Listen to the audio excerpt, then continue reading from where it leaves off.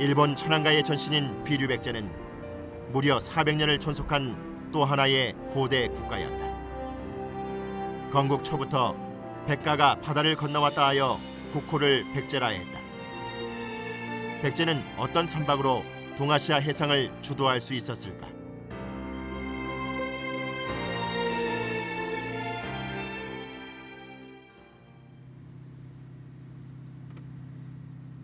고대의 해상 활동은 아무나 하는 직종이 아니었다. 하늘을 알고 바람을 알고 바다와 배를 알아야 하는 특수한 기술이고 노하우다. 해상민족 그 자체라고 할 수 있는 선박. 동아시아를 누비고 다녔던 백제인들의 선박은 과연 어떤 선박이었을까?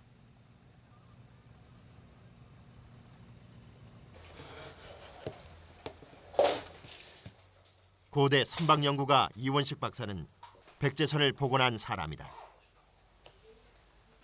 일본의 견당사선은 백제배다 한 기록이 나와 있으니까 753년이면은 물론 백제배입니다. 물론 일본에 있는 견당사선이 백제선이라 한 것을 다시 우리 가져와서 그래서 한선 모형으로 이제 다시 변형시켰는데 그것을 완전히 고친 것이 아니고 기본은 그대로 놔두고서 그것을 한선에 대입을 시켜보니까 맞아 들어간다. 그런 얘기죠. 그래서 이제 복원을 하게 되었고 설계도가 완성되게 됐고 이제 그 모형선이 나오게 됐습니다. 백제가 일찍부터 바닷길을 개척할 수 있었던 것은 항해술과 해양선을 만드는 조선술이 발달했기 때문이다. 백제선의 특징은 평저선이다. 밑바닥이 평평해 안정된 구조인 평저선은 백제선의 독특한 구조다. 통나무를 횡으로 5쪽 이상 이어주고 현판을 석 장, 5장 혹은 7장 정도 붙인 후 돛을 달면 완전한 해양선이 완성되는 것이다.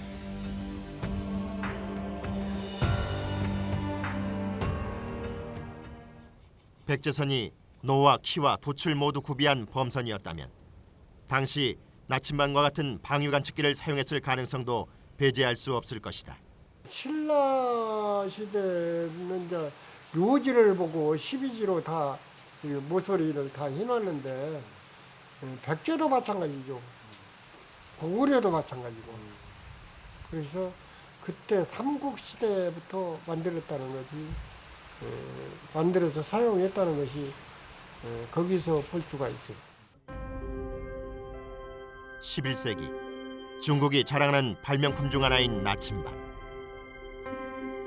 그러나 정말 중국이 먼저 발명했을까는 의문이다. 왜냐하면 앞서 말했듯 중국선은 항법을 필요로 하지 않는 운하 두강선이 주였고 그것은 명나라 때까지 이어졌기 때문이다.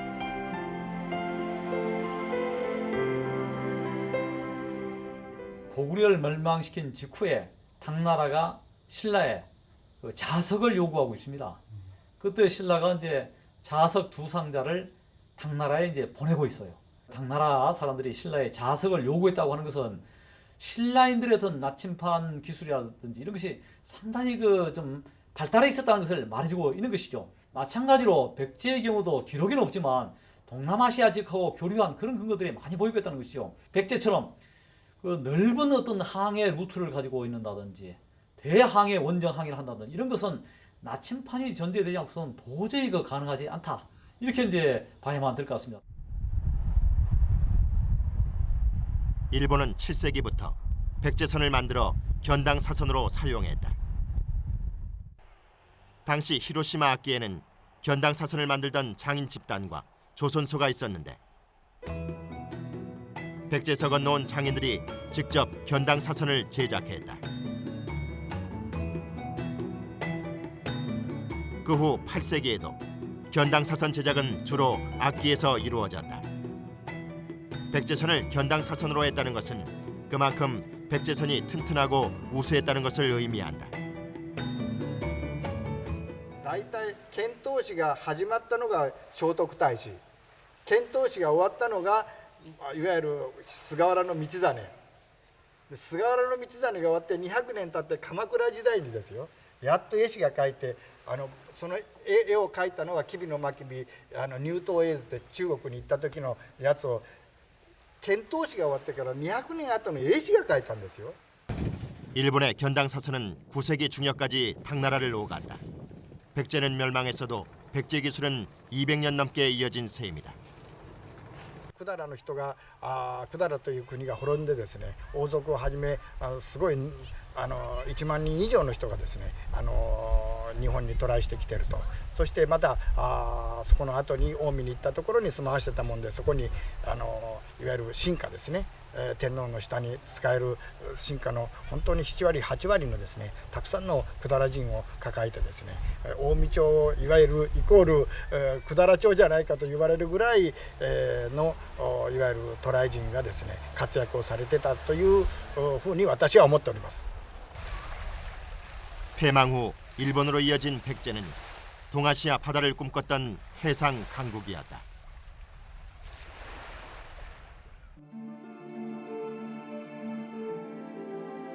국제화 정책의 절정은 무령왕이었다.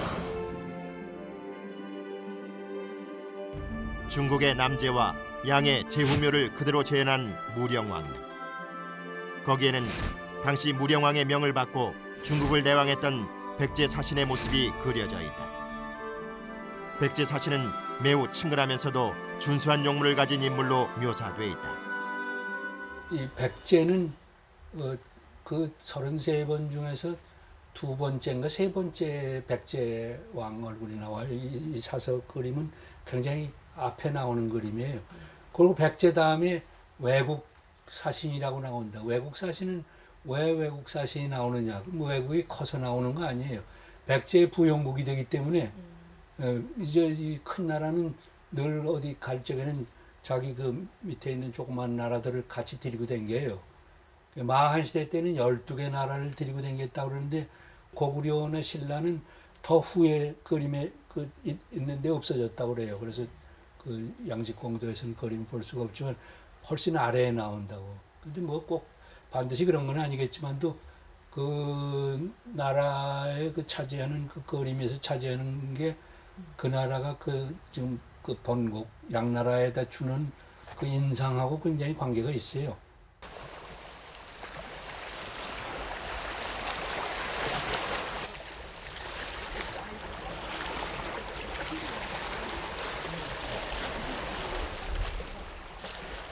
서해안 일대에서 본격적으로 발굴 조사된 최초의 제사 유적인 중막동 유적이다.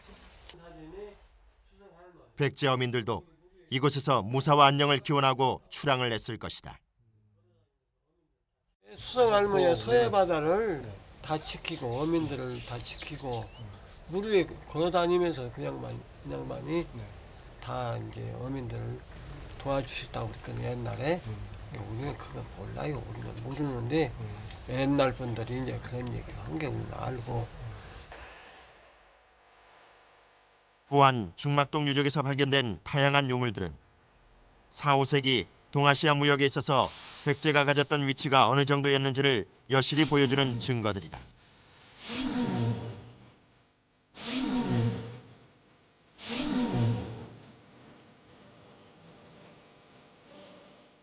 일본 큐슈 서쪽 후나야마 부근. 이곳에서 출토된 유물들과 익산 입점리 백제 고문에서 나온 유물들을 잠시 비교해보자. 두 지역에서 동일한 금동관과 금동신발, 장신구들이 출토됐음을 알 수 있다. 이것은 백제가 국경과 이념을 초월한 해상 국가였다는 것을 입증하는 국제적 통념이고 이구 동성이었다.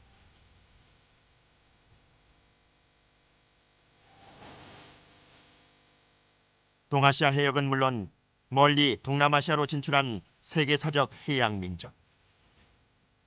백제인들이 동남아시아로 진출했던 기록들이 속속 밝혀지고 있다. 백제는 554년 부나, 오늘날 캄보디아의 노예를 외에 선물했다. 565년엔 북인도의 양탄자를 선물했으며 641년엔 볼유, 지금의 인도 차이나 일대의 사신을 수장시켰다는 기록이 남아있다. 백제가 도남의 재물을 얻은 시점 543년이에요. 이것은 백제가 독자적으로 캄보디아하고 교역을 했다는 것을 말해주고 있고 독자적인 창구를 확보했다는 사실을 암시해주고 있는 것이죠. 더군다나 이제 백제는 곤륜의 사신을 바닷속에 밀어넣어서 죽이는 기록이 있어요. 이 곤륜이라고 하는 지역은 인도 차이나 반도라든지 남부 이제 베트남을 가리키고 있는 거예요. 바로 백제가 이 지역하고 교류했다는 것을 말해주고 있죠. 백제인들의 그 같은 원양 항해와 관련된 그런 이제 조선술 또 항해술을 기반으로 해서 중국뿐만 아니라 동남아시아 세계하고 교육을 통해서 그 밖의 세계하고 활발한 교류했고, 그런 가운데서 백제 문화의 성격이 중국 일변도 중국의 아류 문화가 아니고 국제화된 국가, 국제화된 문명을 일군 그런 국가로서 재조명되고 또 재해석돼야 마땅하다, 이런 생각을 가지게 된다는 것이죠. 비교 언어학의 거장 강기론 박사는 언어학적 측면에서 새로운 가설을 제기했다. 참 놀라운 게 친족어 같은 걸 완전히 그냥 이치한다고. 뭐 이건 뭐 우리 방언보다 더 정확하게 이치해요. 우리 방언보다도. 그래서 점점 더 흥미있게 돼가지고 조사를 봤더니 지금 현재로 내가 비교할 수 있는 게 한 1800단어 정도가 우리말하고 일치해요.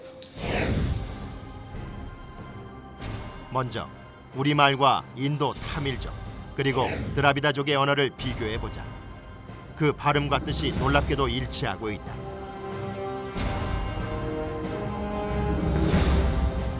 이렇게 많은 수의 어휘가 일치하는 현상은 막강한 해상력으로 해외 곳곳에 담로를 세운 백제가 당시 인도인들과 접촉해 그들에게 백제어를 전파했거나 아니면 반대로 그들의 언어를 받아들였다는 뜻으로 풀이해야 할 것이다.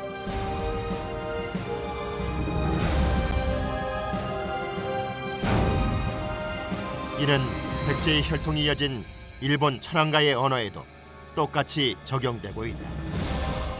마침 그때 백제가 망하고 났으니까 그 백제의 그 왕족들, 귀족들이 전부 일본을 건너가가지고 새로운 일본국을 발족시켜요.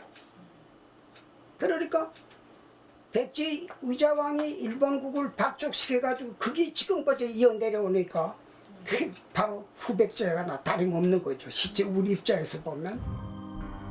강력한 해상력으로 백제는 동아시아 곳곳에 담로라는 네트워크를 형성했다. 백제의 부흥운동을 일으킨 흑치상지도 담로 중 한 곳이었던 흑치국의 왕으로 봉해진 사람이었다.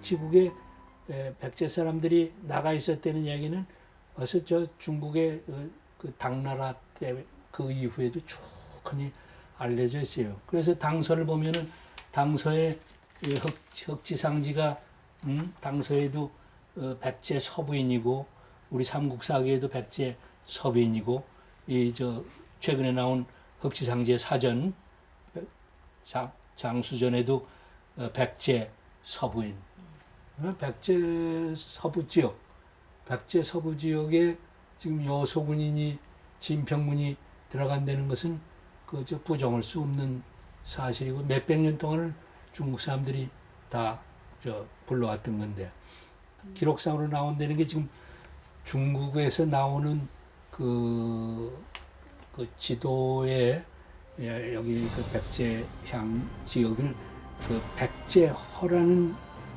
이름으로 그 땅 이름이 지금 남아 있어요. 땅 이름은 공식적으로는 백제허입니다. 광활한 중국 대륙 어디쯤에서 백제인들의 흔적을 찾을 수 있을까? 백제향, 다시 말해서 이제 백제인들이 이제 동남아시아 지역으로 이제 해상 진출하면서 중국 대륙의 그 영변에 거점을 이제 확보했다고 이제 볼 수가 있습니다. 그 가운데 하나가 이제 백제향이라고 하는 곳 안에 백제허가 되겠습니다. 이곳은 이제 지금 광서 장족 자치구 안에 소재한 이제 행정구역이 되겠습니다.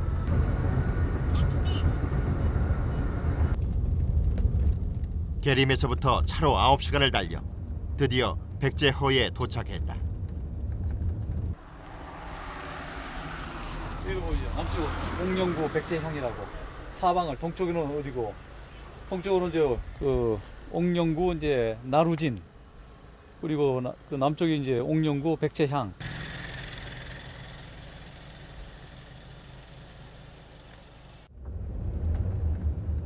백제허는 백제 유적지라는 뜻이다.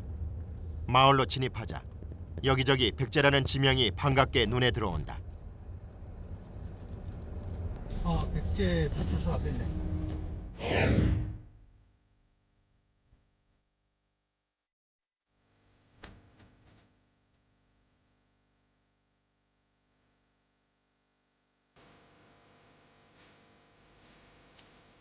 언제부터 어떻게 이곳이 백제허라는 지명으로 불리게 된 것일까?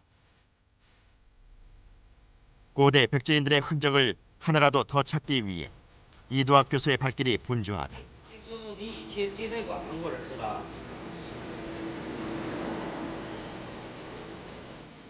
그런데 문제가 생겼다. 어찌된 일인지 백제허에 대해 안내를 해주기로 한 사람이 나타나지 않고 있다.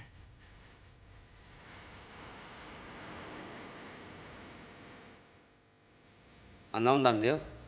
왜요? 전번에 한국 사람들을 적대해가지고 자기 직장도 다 떨어졌대요. 그래요? 예. 위에 사람들 그 허가 없이 했다가 직장 다 떨어지고 그랬대요.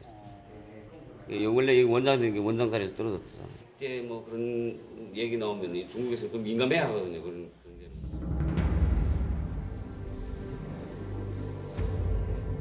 난감하고 막막한 일이 벌어졌다. 그렇다고 백제인들의 흔적을 찾는 일을 포기하기엔 아직 이르다. 이두학 교수는 마을 사람들을 찾아 나섰다.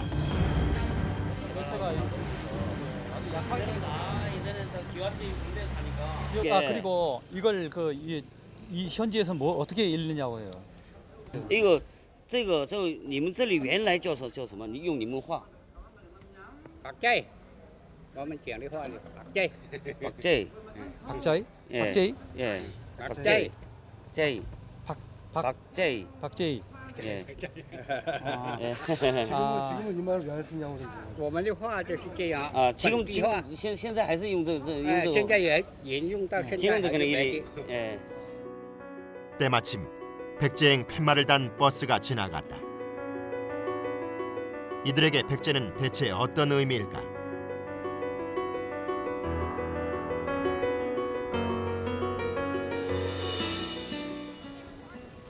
백제허에서 얼마 떨어지지 않은 또 다른 마을 단성. 우리네 시골 마을과 다를 바 없는 풍경이 정겹다.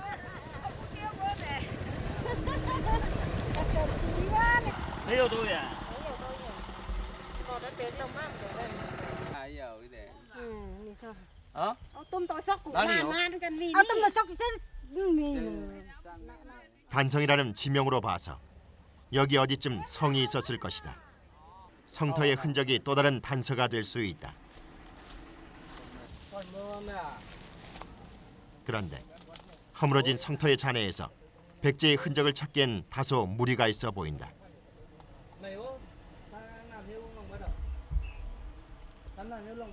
원래 여기 성이 있었대요? 以前你们听说过这里有那种墙没有？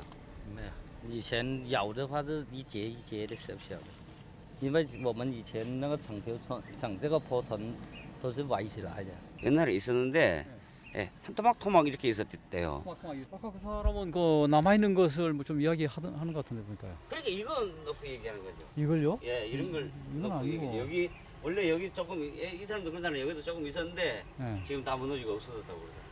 아마 이제 이쪽에 토성이 있었다고 이제 그 이야기되고 있다면은 이건 이쪽 장족 사람들은 토성을 쌓는지를 몰라요. 예. 성 쌓는 것 자체를 모릅니다. 예, 그렇기 때문에 이것은 이제 바깥에서 들어온 이제 문화가 되는 것이고 어떤 이제 지배자 통치 거점으로서 성을 쌓는데 성을 쌓은 주체는 이제 한인족 아니면은 백제인, 양자 간에 이제 하나다 이제 이렇게 이제 볼 수 있는데 인근에 이제 백제향, 백제허가 있고 하니까 백제하고 연관지어서 볼 수 있는 이제 소지가 다분히 크다 이런 판단을 해볼 수가 있다는 거죠, 그게. 백제허, 백제향, 단성. 한때 이곳을 거점으로 백제인들은 중국 내륙과 인근 동남아까지 이어지는 상권을 이루며 활기차게 살아갔을 것이다. 성이라고 하는 것은 굉장히 올라간다는 거죠. 그 단성이라는 성을 지명으로 한 것은 어느 순간에 생겨난 것이 아니고 상당한 유서와 유래를 이제 간직하고 있다. 이렇게 볼 때 여기는 아마 이제 더 시기로 올라가 가지고 거대한 어떤 이제 성의 존재가 상당히 이런 시기에 있었고, 이것이 백제향, 백제허하고 연관지어 볼 때 백제하고의 연관성, 가능성을 충분히 생각해 볼 수 있게 한다는 이제 것이죠. 머나먼 땅에서도 역동적이었을 백제인들. 그들의 삶의 여정은 어떻게 저물었을까?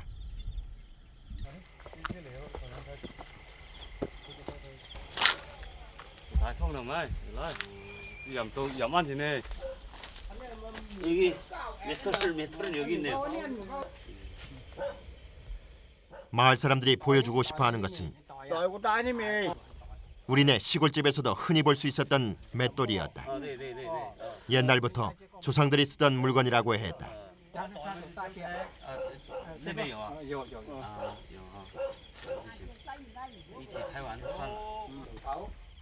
그리고 또 반가운 것을 보여주는 백제어 사람들. 여기 들어가 보세요.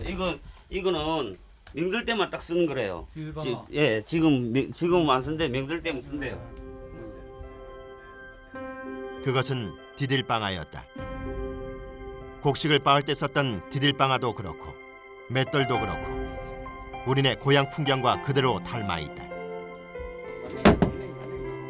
어쩌면 이들이 옛 백제인들의 후예가 아닐까 하는 조심스러운 상상을 해본다.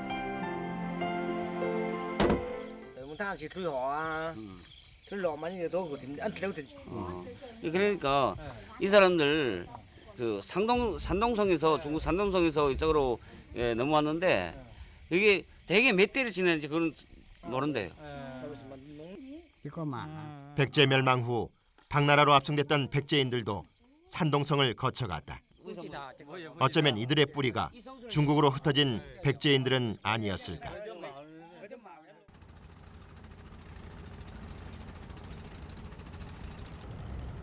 백제인들은 그 어떤 민족보다도 강한 해민 집단이었다. 중국 기록에 보면은 백제가 진평군하고 백제군을 이제 중국의 어느 지역에 설치했다고 이제 기록되어 있습니다. 그러면은 이제 백제가 설치했던 진평군하고 백제군은 이제 중국의 어느 지역인가를 이제 재탐색을 해야만 될 것 같습니다. 당시 백제인들이 백제항으로부터 남쪽에 한 50km 정도 떨어져 있는 흠주라고 하는 이제 지역, 이 흠주시에 있는 그 항구가 백제인들이 이제 기항했던 그런 항구로 볼 수 있지 않겠는가, 이런 생각을 하게 됩니다. 입당 구법을 위해 일본 승려 애닌이 만났던 제당 신라인들은 이국 땅에서도 동아시아 해역을 제피한 백제 이민자들이었다.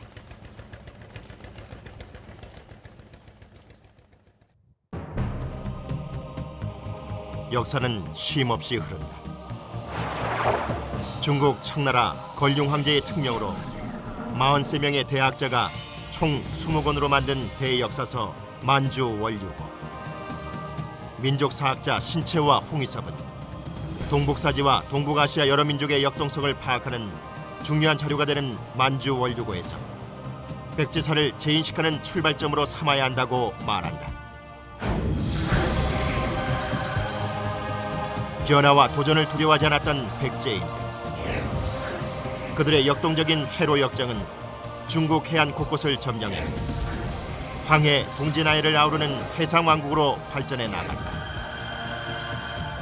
해상왕국 백제의 유산은 고려로, 조선으로, 일본으로 이어지면서 오늘날 대한민국을 세계 제1의 조선강국으로 키워놓았다.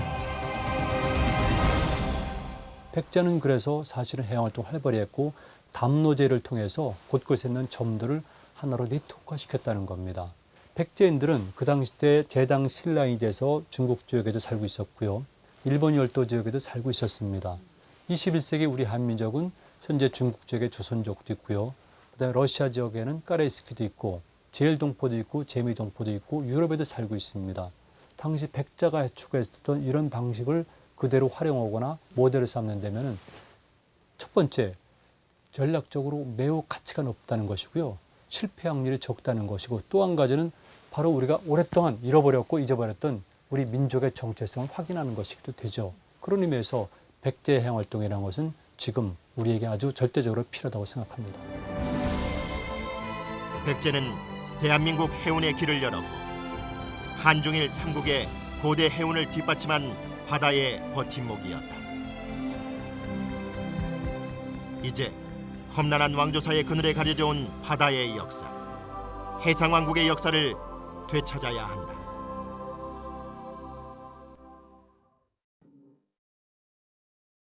고대 동아시아의 역사와 문화의 비밀을 간직한 책. 1400년 전 한반도에서 사라져버린 잃어버린 왕국 대백제. 그들은 한반도에서의 멸망으로 결코 사라지지 않았다. 신라의 목숨을 구하지 않고 만리 타국을 택해 망명을 선택했던 백제인들은 동아시아 고대사에 일본이라는 새로운 나라의 문을 열게 만들었다. 이를 증명하듯 19세기까지 백제촌이라는 행정지명이 있을 정도로 오사카 지역은 또 다른 백제였다. 그리고 하늘에서 내려왔다는 일본 천황가의 비밀의 문이 다름 아닌 백제였음이 일본의 천황가에서 스스로 밝혀지고 있는 것이 바로 오늘의 현실이다. 또한 백제인들이 가지고 있던 문화적 역량과 혁신적 기술, 변화에 능동적이었던 그들의 개척 정신은 지금의 현대사에도 고스란히 남아 흐르고 있다.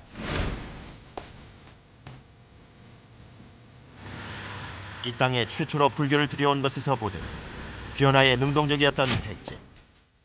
사찰이 숲을 이룬 나라 백제가 품었던 불국토의 희망은 자애로움이 번지는 얼굴, 백제의 미소로, 정림사지 5층 석탑으로, 미륵사의 차치로 이 땅에 남아 그들이 지녔던 문화적 역량과 건축학적 기술의 우위성을 보여주고 있다. 고대사 한류의 원조 백제. 1000년 전 한반도에 울려 퍼진 백제의 음악은 일본의 궁중음악 우방악의 이름으로 뿌리내렸고, 고대 일본인의 가슴을 울리던 백제의 기악은 현대 일본의 가부키와 노 등의 전통국에 영향을 미쳤다.